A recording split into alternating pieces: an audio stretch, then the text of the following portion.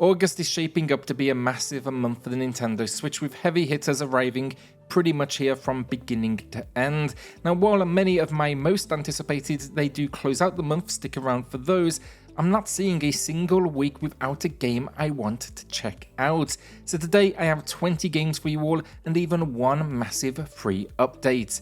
My name's Alex, this is SwitchCorner, and if you do enjoy the video, leave a like and consider subscribing. That small action helps the channel a huge amount. Akiba's Trip, Undead and Undressed, the director's cut, is an action RPG set in Tokyo, and here players take on the role of Nanashi, an otaku turned vampire defending his town from symphisters. I don't know how you say that word. These are basically the evil vampires that feed on an individual's motivation and drive. Now, this director's cut includes a new bonus storyline, all original DLCs, enhanced graphics and improved performance.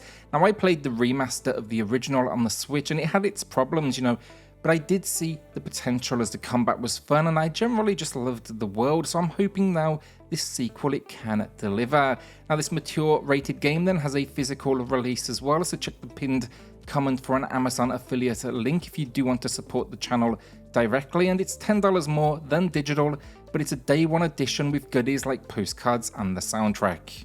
Adore is an action creature collecting game where you build a team of unique creatures and go on a journey to resurrect the gods of the creatures. Now, the game promises real-time combat where you capture and control creatures to fight by your side. You can also then customize their abilities as well. I love the look of this game. It's promising a mysterious world of dangerous creatures and hidden secrets. It also seems a big element is going to be building relationships with your team, so I'm really curious to see how that works. This looks like a unique spin on the monster collecting genre though. I'm a fan of that personally, and the way this blends in an isometric viewpoint and action RPG mechanics, definitely now curious to see how it turns out.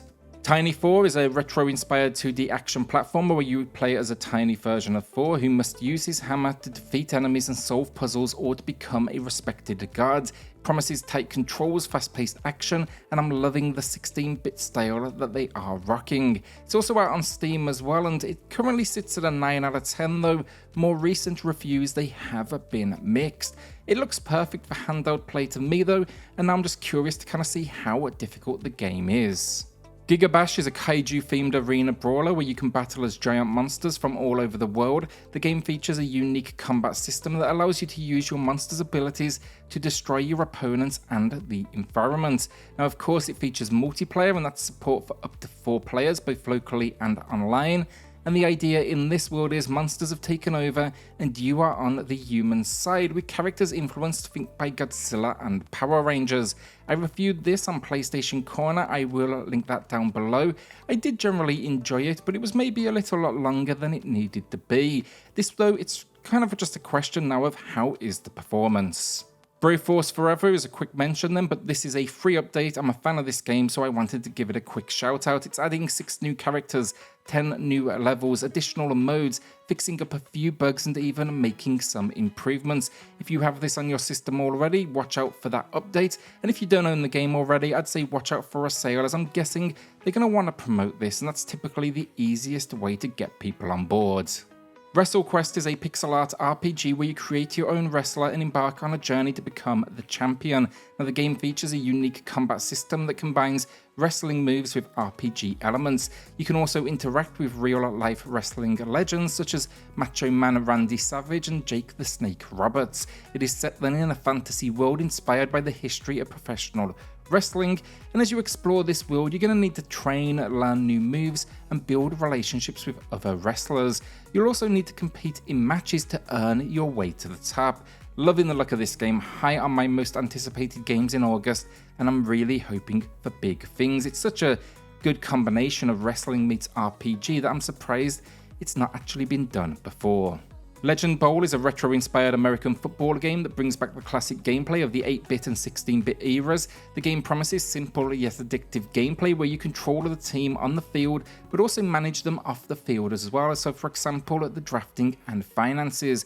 Now, with various teams to face off against, all with unique strengths and weaknesses, I know this has many people excited, including myself, so I'm definitely looking forward to getting into it.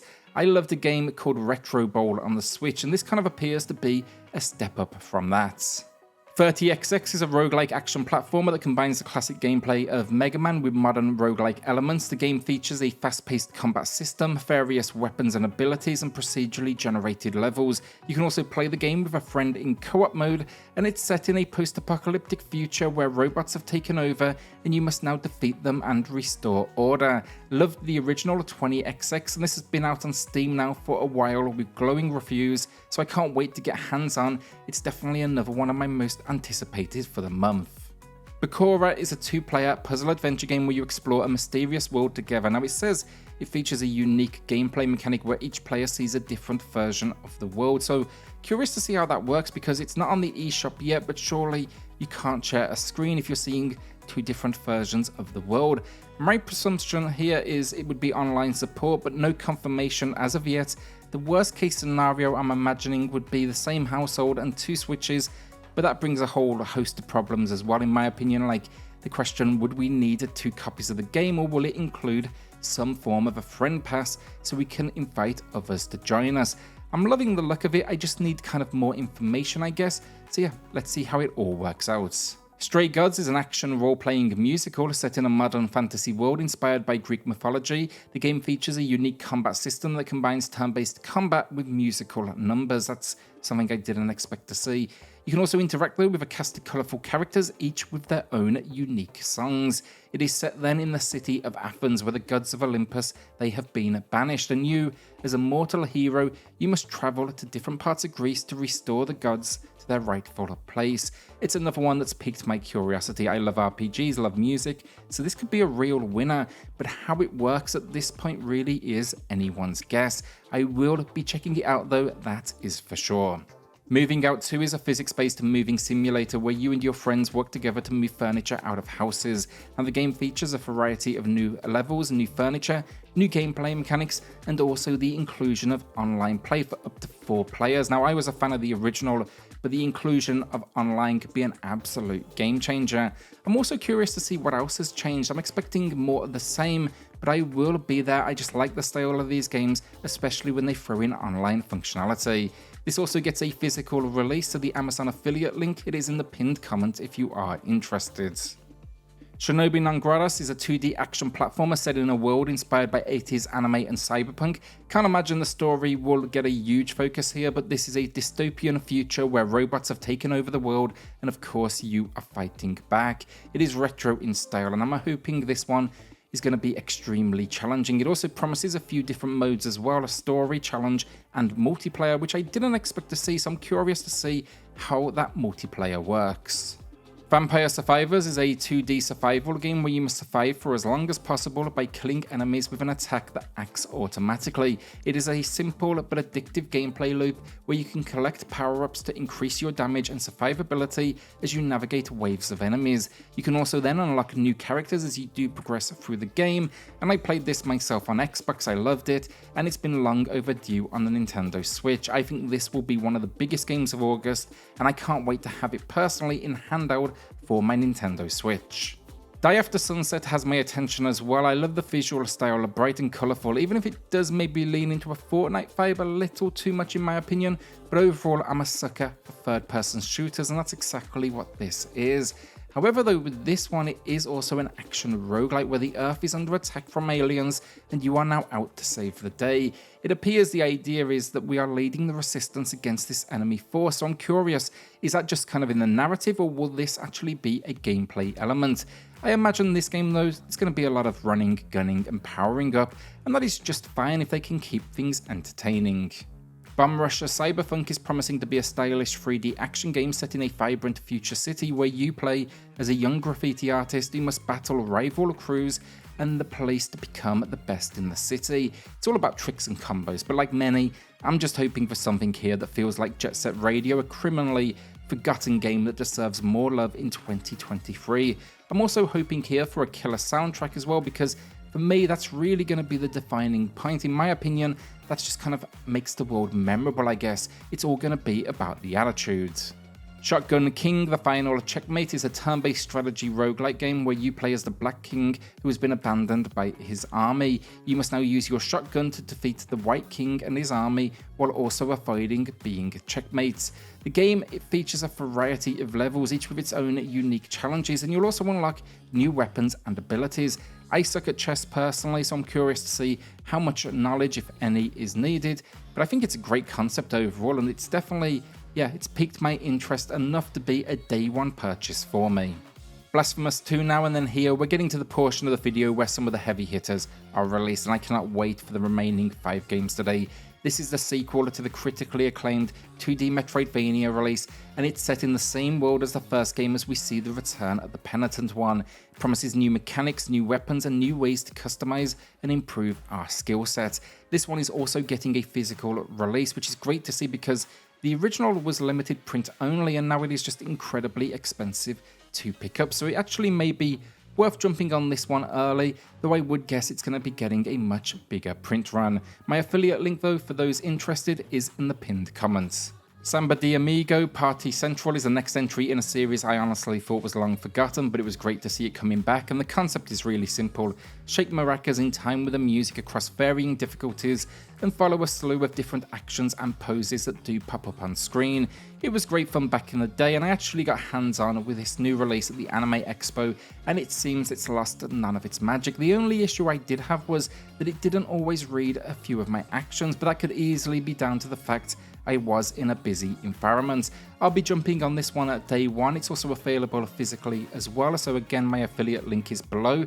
There's also a few maraca accessories, unlicensed of course, but maybe that's your thing, so take a look at them.